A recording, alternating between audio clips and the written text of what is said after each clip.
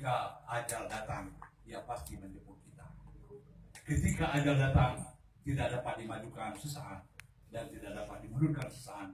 Qada dan qadar, ketentuan yang ditetapkan Allah berjalan sesuai dengan ketentuan yang telah ditetapkan oleh Allah Subhanahu wa taala.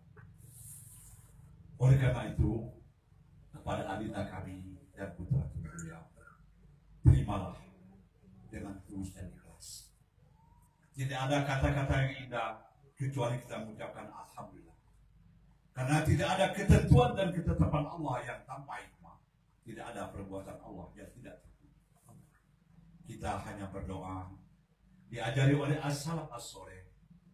Allahumma inna la nas'aluka raddal qada walakin nas'aluka al-fatih.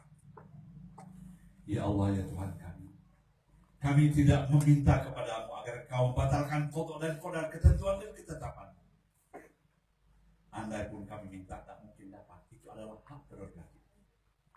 Yang kami minta kepadamu, ya Allah, andainya sesuatu menimpa kami, timpalah kami dengan lemah lembut.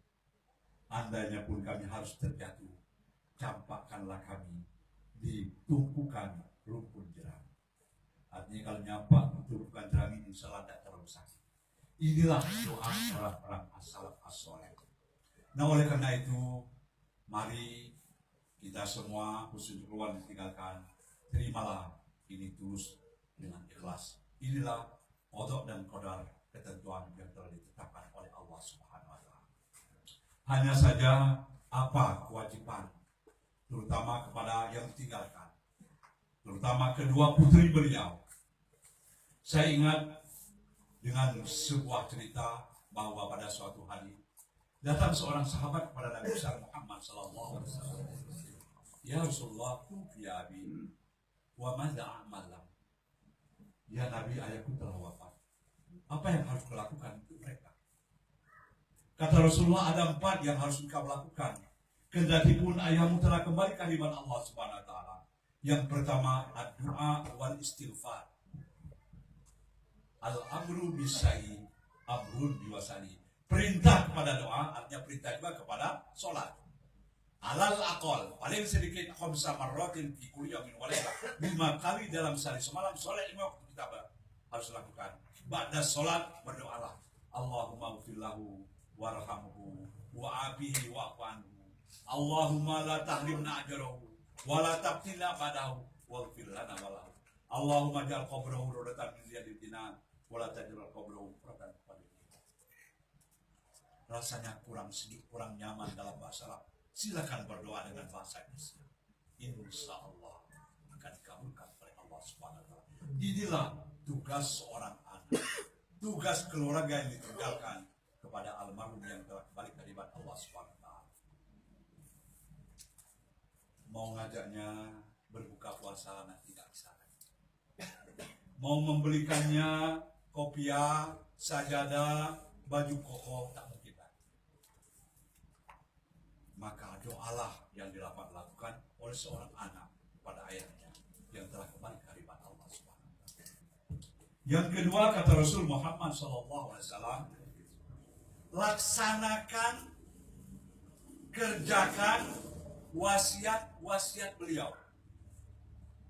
Mungkin ketika beliau sakit, anak sedang memijit-mijit, mungkin ada pesan-pesan secara tidak langsung. Itu adalah wasiat. Itu adalah perintah, itu adalah harapan. Sepanjang tidak bertentangan dengan ajaran agama, maka pesan-pesan itu harus dilakukan, harus dilaksanakan. Ini termasuk birrul walidain, berbuat baik kepada orang tua kita yang telah kembali ke hadirat Allah Subhanahu wa taala. Yang ketiga, jangan lupakan sahabat-sahabat beliau, sahabat satu sekolah, sahabat satu permainan, sahabat satu kantor, sahabat satu organisasi, sahabat satu masjid, sahabat satu musola, dan sebagainya dan sebagainya. Jangan sampai orang tahu tidak kecil lagi siang.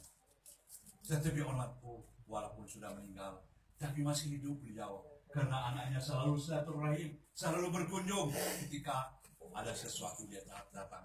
Ini termasuk birrul walidain, berbuat baik pada orang tua yang telah kembali ke hadirat Allah Subhanahu wa taala. Yang terakhir, yang keempat, jangan putuskan hubungan silaturahim, hubungan darah dengan kakak adiknya. Jangan sampai almarhum sudah meninggal dengan adiknya putus dengan keluarga. Ini harus dilakukan. Kalau keempat macam ini dapat dilakukan, maka insya Allah kita termasuk anak-anak yang berbakti kepada orang tua, kendati pun dia telah kembali ke hadirat Allah Subhanahu wa Ta'ala.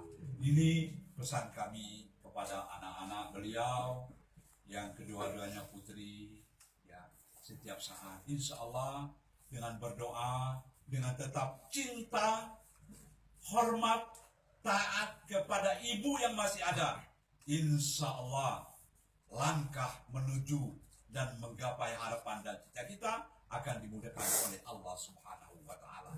Ini kuncinya ibadah dan taat perintah orang tua, taat kepada pesan-pesan orang tua. Banyak contoh-contoh di dalam cerita. Ada yang mengatakan, kenapa kamu sukses? Karena setiap saya mau berangkat, entah mau sekolah, entah mau kerja, saya sujud dengan ibu saya. Ridullah fi ridul walidain, wa sukhtullah fi sukhtil walidain. Keredoan Allah terletak pada keredoan dan keredoan kedua orang tuanya. Kemurkaan kebencian Allah terletak pada kemurkaan dan kebencian orang tuanya. Kalau orang tua redha, insya Allah mungkin rezeki tidak banyak, tetapi hidup nyaman, damai dan tentram. Belum tentu rezeki yang melimpah ruah menjadikan hati damai, hidup tentram, belum tentu. Tetapi ridho orang tua, ridho Allah akan memberikan kesejukan dan kedamaian di dalam meniti, menata, dan menjalani hidup dan kehidupan. Bapak Ibu hadirin, yang kedua tadi dikatakan, wa uhibbul fitnah, cinta kepada fitnah. Apa yang maksud cinta kepada fitnah? Artinya cinta kepada anak dan harta. Tidak ada manusia di alam jagat raya yang tidak cinta kepada harta, yang tidak cinta kepada anak. Karena Al-Quran mengatakan, zuyyina linnasi hubbus syahawat minan nisa wal banin wal qanatir al qantar min adh-dhahab wal fiddah wal khailil musamma wal an'am wal haras dzalika mata'ul hayatid dunya wallahu indahu husnul ma'ab. Tidak ada yang tidak cinta. Cinta kepada anak, cinta kepada istri, cinta kepada suami, cinta kepada harta benda yang terdiri emas dan perak, yang terdiri kendaraan yang mewah. Kalau dulu kuda pilihan, kuda yang gagah perkasa, sekarang berubah menjadi Innova-nya, berubah menjadi Avanza, berubah menjadi apa segala macam bentuk kendaraan. Bukan hanya cinta dengan kendaraan yang mewah saja, cinta kepada ternak-ternak, sapi, kerbau, onta, bahkan buyut pun. Ini akan menjadikan kecintaan orang banyak kaya raya karena memelihara. Bukan hanya dengan ternak yang ini, cinta kepada al-harsa, tanah yang luas yang sekarang sudah berubah, ditumbuhi oleh supermarket, yang ditumbuhi oleh rumah-rumah, gedung-gedung mewah yang akhirnya banjir kadang-kadang karena air ini juga ingin reuni tahunan. Ketika mereka tidak diberi tempat, mereka akan marah dan akhirnya banjir. Nah, inilah yang dicinta oleh manusia. Dan di sini Allah Subhanahu wa Ta'ala menyebut kata-kata anas. Tidak zuyyina lil kafirin, bukan zuyyina lil mu'minin, bukan zuyyina lil musyrikin, bukan zuyyina lil munafikin, tapi zuyyina lin nas. Yang lebih kurang 240 kali kata anas di dalam Al-Quran. Ada lagi kata insun, insan, unas, ada lagi Bani Adam dan Zuriya Adam. Kalau kita hitung hampir 360 kali sebutannya berbeda, tapi objeknya satu adalah manusia. Nah, sekarang boleh nggak kita kaya? Boleh nggak cinta kepada suami, cinta kepada istri, cinta kepada harta benda, mengumpulkan emas, perak, kendaraan? Boleh. Tapi kata seorang ahli tafsir, kecenderungan kecintaan kepada anak istri, suami istri, dan anak, harta benda segala macam itu ada dua model. Model yang pertama, tazyinun litawasul bidunya ilal akhirah wa ibtiwai mardatillah fi mawaqibil hayat wa fi mukhtalifil amal wa hadza sulukun ilahiyun hasanun. Model pertama, cinta kepada wanita. Kalau dalam Islam, kalau sudah sampai waktunya nikah, setelah nikah punya anak, cinta kepada anak. cinta kepada suami, cinta kepada istri, cinta kepada harta, silakan. Tetapi kecintaan kepada anak dan istri, jangan lupa ajari Al-Quran, ajari ibadah. Cinta kepada harta benda, jangan lupa zakat, infak, dan sedekah. Inilah jembatan emas menuju kehidupan akhirat yang kekal abadi, yang akan mampu mengantarkan kita ke dalam surga Jannatul Naim. Amin ya rabbal alamin. Jangan sampai model yang kedua, tazinun lijal bil qulub wa iqabiya ala zina wa ilaha yang dikira wa hadza tasulpun syaitonul mazmum. Model yang kedua, cinta kepada anak, cinta kepada istri, cinta kepada suami, harta benda, emas perak, kendaraan mewah, ternak yang banyak, lahan yang luas, tapi menjadikan hatinya berhenti. Bukan berhenti berdetak berdetik, mati artinya berhenti hanya cinta kepada harta saja, lupa pada Allah. La solata, wala zakata, wala infaqo, wala kulla syai' ma'amarullah. Lupa semua. Kalau ini terjadi, inilah yang akan mengantarkan kita ke dalam